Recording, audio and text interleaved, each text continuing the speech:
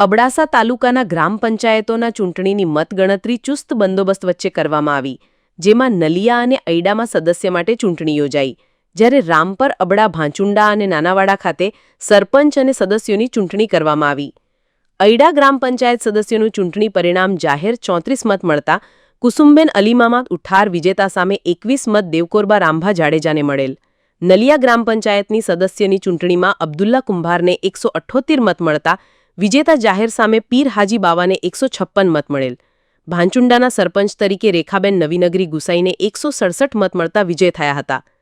તેમના હરીફ ઉમેદવાર લક્ષ્મીબેન શંકરલાલ ભાનુશાલીને 147 મત મળ્યા હતા.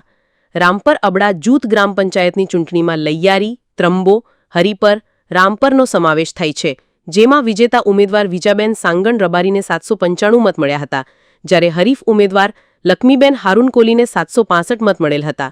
હિંગોરા ગ્રામ પંચાયત સરપંચની ચૂંટણીમાં વિજેતા ઉમેદવાર હિંગોરા હાજી આમદ અબ્દુલ્લાને 201 મત મળેલ, હરીફ ઉમેદવારને 69 મત મળેલ હતા.